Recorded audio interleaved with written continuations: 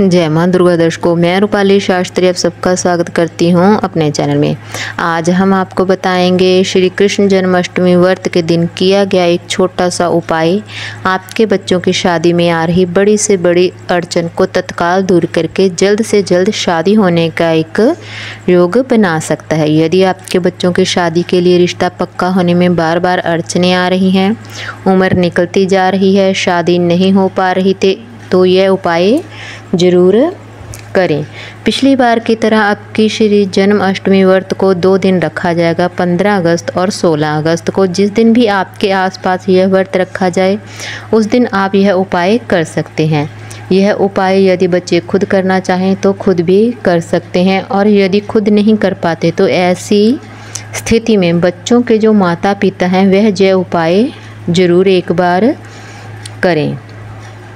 कई बार सिचुएशन ऐसी होती है, आपके जो बच्चे होते हैं उनकी शादी के रिश्ते तो बहुत सारे आते हैं, बातें भी बहुत सारी चलती हैं, लेकिन सफलता तक नहीं पहुंच पाती। कुछ रिश्ते तो ऐसे आएंगे कि आपको ऐसा लगेगा कि ये रिश्ता तो पक्का हो जाएगा, सारी बातें फाइनल हो जाएंगी, लेकिन एंड में बात बिगड़ जाती है।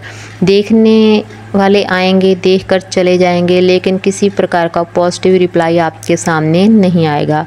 आप इंतज़ार करते रहोगे, कुछ ऐसे रिश्ते आएंगे जो आपके लेवल के भी नहीं होंगे, आपको पसंद नहीं होते, तो सीधी बात है आप अपनी तरफ से मना करते ही रहोगे। कोई ऐसा रिश्ता जो बिल्कुल आपके लेवल का है, आपके बच्चों को भी वह रिश्ता पसंद है, लेकिन वो रिश्ता सामने से पक्का नहीं हो रहा। ऐसे में बच्चों की उम्र लगातार निकलती जाती है, जबकि आपके बच्चे दिखने में सुंदर हो सकते हैं, अच्छी खासी जॉब पर भी हो सकते हैं, या फिर अपना खुद का कोई व्यापार भी हो सकता है। भगवान की कृपा से आपका बैकग्राउंड भी काफ़ी अच्छा हो सकता है। इतना कुछ होने के बावजूद भी शादी में लगातार देरी हो रही है। इसका मुख्य कारण होता है जन्म कुंडली में बनने वाला ग्रह दोष। यदि जन्म कुंडली का सप्तम भाव या सप्तम भाव का स्वामी अलगावादी प्रभाव में आ जाए तो यह सिचुएशन बनी रहती है। जैसे हमने आपको बताया ही है कि यह उपाय आप 15 या 16 अगस्त इन दोनों दिनों में से किसी भी दिन कर सकते हैं। आप देख लेना कि आपके आसपास श्री जन्माष्टमी व्रत कब रखा जा रहा है। एक चीज़ और बता रही हूँ, यह उपाय करने के लिए ज़रूरी नहीं है कि आपको व्रत ही रखना होगा। आप व्रत रखे बिना भी अपनी मर्जी से यह उपाय कर सकते हैं, लेकिन यह उपाय आपने ज़रूर करना है। यह उपाय करने के लिए क्या सामग्री, किन चीज़ों की आवश्यकता पड़ने वाली है, उनको आप नोट कर लीजिए। आपके पास इत्र होना चाहिए। इत्र समझते हैं जैसे हम लोग सेंट लगाते हैं, परफ्यूम लगाते हैं, इसी प्रकार से भगवान को इत्र लगाया जाता है, खुशबू उसमें आती है। इत्र आपको चाहिए। अब कौन सा इत्र चाहिए? चंदन की खुशबू वाला आपको इत्र चाहिए। चंदन की खुशबू वाला इत्र या फिर गुलाब की खुशबू वाला इत्र, इन दोनों में से कोई भी इत्र आप लाकर रख सकते हैं। एक बड़ी बोतल भी आती है, वो भी आप ला सकते हैं। एक छोटी सी बोतल आती है, इनमें से आप अपनी समर्था के अनुसार कोई भी बोतल ला सकते हैं, बड़ी या छोटी, मगर इत्र थोड़ा ज़्यादा होना चाहिए। ये कहाँ से मिलेगा? यहाँ से पाठ पूजा का सामान मिलता है, वहीं से आपको मिल जाएगा, या फिर जहाँ पे श्रृंगार की चीज़ें मिलती हैं, कॉस्मेटिक की चीज़ें मिलती हैं, परफ्यूम वगैरह मिलते हैं, सेंट मिलते हैं, वहाँ से आपको यह इत्र आसानी से मिल जाएगा। आपको इत्र लेना है और क्या करना है, 2 केले आपके पास होने चाहिए, बिल्कुल अच्छे केले हों, साफ़ सुथरे पके हुए केले होने चाहिए। क्या चाहिए? माला। आपके पास एक पीले फूलों की माला होनी चाहिए, जो गेंदे के फूलों से ही बनी हो, क्योंकि गेंदे के ही पीले फूलों की माला यहाँ पर चलेगी, कोई और नहीं। आपके आसपास तो फिर कम से कम 2 फूल ले लेना, पीले रंग के गेंदे के। एक गेंदे की माला लेनी है और 2 अलग से फूल भी आपको लेने हैं। तो यह 3 चीज़ों की आवश्यकता पड़ने वाली है। अच्छा, ये उपाय करना कब है? उपाय आप सुबह से लेकर शाम तक किसी भी समय कर सकते हैं। आपको मंदिर जाना होगा यह उपाय करने के लिए। आपके आसपास कोई भी मंदिर हो, श्री कृष्ण जन्माष्टमी व्रत के दिन लगभग हर मंदिर में श्री कृष्ण का झूला झुलाया जाता है और झूले में लड्डू गोपाल की मूर्ति रखी जाती है। आप किसी भी मंदिर में चले जाइए, कौन सा मंदिर, जिस मंदिर में झूला लगाया गया है और लड्डू गोपाल जी की प्रतिमा पालने में रखी गई हो, तो उस मंदिर में आप चले जाइए।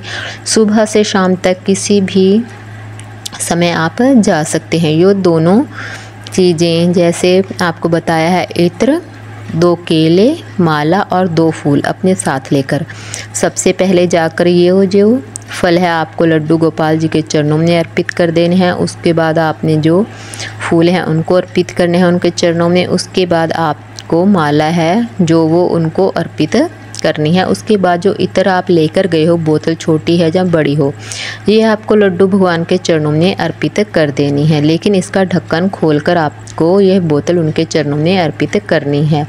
ढक्कन लगा हुआ बोतल उनको आप अर्पित नहीं कर सकते, वरना यह उपाय कारगर नहीं होगा। और वहीं बैठकर एक बार लड्डू गोपाल भगवान को बिल्कुल भाव से प्रार्थना कर लीजिए अपने बेटे या बेटी की जल्द शादी होने के लिए। उसके बाद जो बोतल आपने रखी है इत्र की, उसे वापस उठा लीजिए और इसका ढक्कन बंद कर लीजिए और भगवान से प्रार्थना कीजिए कि हे प्रभु, इस इत्र में आप ऐसी शक्ति, अपना चमत्कार भर दो जिससे मेरा बेटा या बेटी यूज़ करे तो उसके विवाह में जो अड़चनें आ रही हैं वह तत्काल ही दूर हो जाएं। तो इस प्रकार से कामना बोलते हुए अच्छा सोचते हुए इत्र को वापस अपने साथ ढक्कन लगाकर घर ले आइए। अब इस इत्र का क्या करना है तो आप ध्यान से सुनिए। यदि आपका बेटा बेटी घर में ही रहते हैं तो आप इत्र उनको दे दीजिए और हर रोज़ अपने कपड़ों पर इसको लगाना शुरू कर दें। थोड़ा थोड़ा कपड़ों पे लगाएंगे तो अच्छा रहेगा। यदि आपके बच्चे घर में नहीं है तो ऐसी सिचुएशन में क्या करना है, बच्चों का कोई भी धुला हुआ कपड़ा जो प्रेस करके आपने अलमारी वगैरह में रखा हुआ, उन कपड़ों के अंदर आप इस इत्र को रख दीजिए और 24 घंटे में एक बार इस इत्र की बोतल को आपका ढक्कन खोल दीजिए। 24 घंटे में 2 सेकंड के लिए एक बार ढक्कन खोलना है और कपड़ों में ही इसको रखे छोड़ने हैं। मान लीजिए बच्चे कहीं बाहर हैं तो 1 सप्ताह में या 15 दिन या महीने में वे घर भी आते हैं तो उस समय आप यह बोतल अपने बच्चों को दे सकते हैं। जैसे जैसे बच्चे इस इत्र को अपने कपड़ों पर लगाएंगे, अपने शरीर पर लगाएंगे, तो विवाह में आ रही सभी अड़चनें दूर हो जाएंगी। एक विशेष तरह का